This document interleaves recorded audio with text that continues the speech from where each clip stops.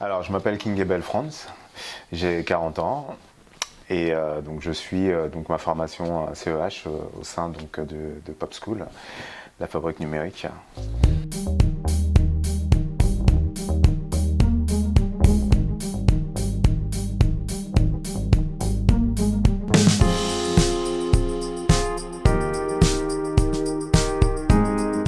Alors, la formation Pop School se situe sur Elancourt, la commune d'Elancourt, sur Saint-Quentin-en-Yvelines.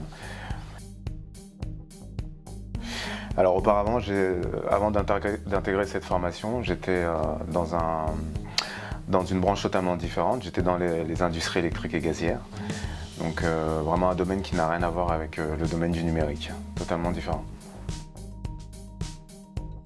Alors, mon passage donc, des industries électriques et gazières vers la cybersécurité n'a pas du tout été une évidence, hein. C'était vraiment totalement par hasard. J'étais en fait en recherche d'une reconversion, tout simplement, parce que c'était un métier qu'auparavant, notamment dans les industries électriques et gazières, et même plus précédemment, j'étais dans la branche commerce en fait, hein. Donc c'était des métiers du téléphone. Et je voulais vraiment changer d'horizon et de fil en aiguille, par le biais du Pôle emploi et des prestataires Pôle emploi qui m'ont orienté, je me suis senti intéressé par les métiers du numérique. Alors, il faut savoir que la formation que je suis ne débouche pas réellement sur un diplôme. On parle de certification en fait, hein, tout simplement. C'est pas un diplôme au sens académique du terme, hein, comme on l'entend en France, mais c'est une certification qui s'appelle donc le CEH. Donc, elle fait partie des 5 certifications les plus reconnues et les plus recherchées sur le marché de la cybersécurité aujourd'hui. Alors, CEH, c'est simplement les initiales qui veulent dire Certified Ethical Hacker. Donc, ça veut dire en français certifié hacker éthique, en fait, hein. Donc, on est des hackers, mais avec la notion d'éthique en plus, tout simplement. Alors effectivement, on a c'est un peu cet a priori négatif sur le métier de hacker. C'est dû notamment aux médias, hein, qui ont un petit peu, qui exagèrent un petit peu la façon de présenter ce métier. Mais car effectivement aujourd'hui il s'agit vraiment d'un métier, hein. Pirate, c'est plus la personne qui est isolée dans sa chambre 15 heures par jour avec une capuche sur la tête. C'est un métier qui est très recherché par les entreprises aujourd'hui, parce que la cybersécurité, c'est un enjeu majeur tout simplement. La cyberguerre enfin le cyberespace même, est un univers très très conflictuel, donc on a besoin d'avoir des protections, des personnes qualifiées, compétentes, des cyberanalystes en fait, qui peuvent répondre aux menaces qui font partie de cet espace-là, quoi. En fait, il faut savoir qu'effectivement, un hacker, c'est aussi un attaquant, parce qu'il y a bien cette dimension-là, hein, donc, mais sauf que il faut garder le côté éthique, c'est le côté entre guillemets gentil en fait. Le métier consiste en fait à prévenir en fait les analyses, hein, par rapport aux sociétés qui font appel à nous en fait, tout simplement, les aider à faire face en fait aux différentes attaques, aux différentes failles en fait qu'il peut y avoir sur leur configuration réseau. Donc ça consiste en fait à analyser les vulnérabilités, trouver ce qu'on appelle des trous de sécurité. Donc ça passe tout simplement par notamment une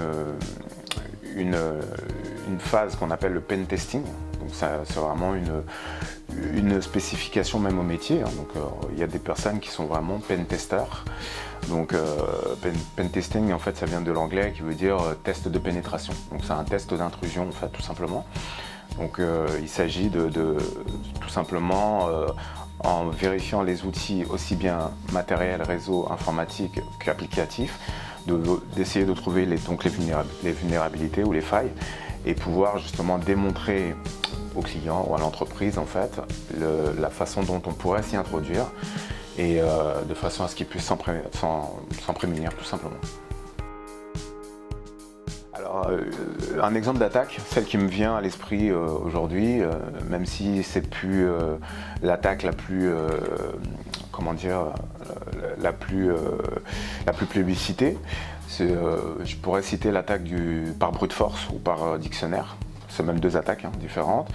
Le principe en fait, c'est que l'attaquant utilise en fait un logiciel qui permet de se connecter à des réseaux sans fil.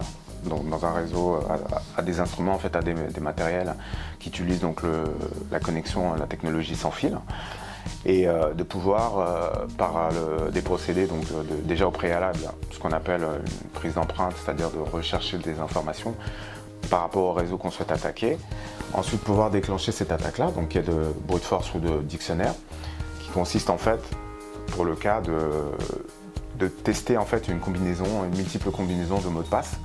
Pour vous donner une image, une attaque par dictionnaire par exemple, lorsqu'elle est lancée, ça représente 5 millions de mots de passe par heure. Donc c'est quelque chose de considérable. Donc après, tout dépend effectivement de la taille du mot de passe, de la robustesse du mot de passe, c'est-à-dire plus le mot de passe est long et complexe, plus le logiciel aura des difficultés à le craquer. Et à contrario, plus le mot de passe est faible, et plus ça peut passer très, très facilement.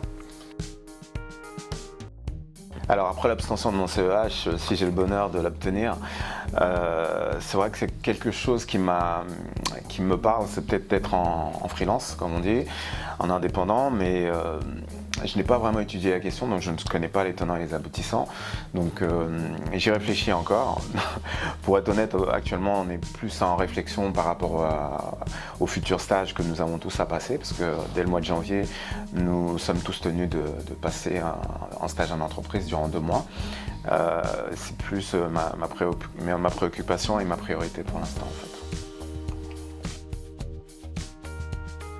Je vis vraiment une expérience très très passionnante.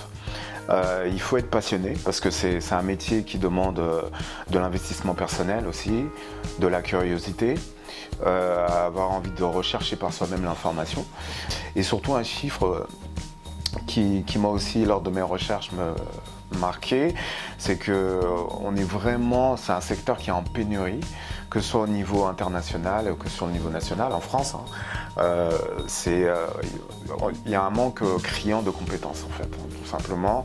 Là, on table à l'horizon de 2020, avoir à peu près, on table sur 2 millions de postes non pourvus d'ici à l'horizon 2020.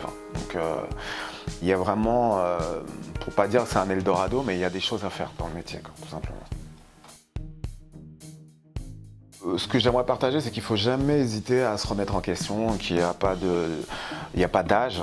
Moi j'ai 40 ans, dans ma classe j'ai des personnes de différents horizons, de différents âges. Ça va de 18 ans à 40 ans, je suis plus vieux, je suis doyen.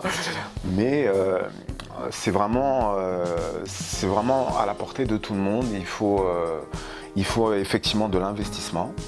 Donc c'est sûr, c'est un peu moins de loisirs, mais c'est sur une période relativement courte quand même. Donc c'est un investissement qui demande de l'implication. Et si on est passionné, il y a vraiment la possibilité de faire quelque chose.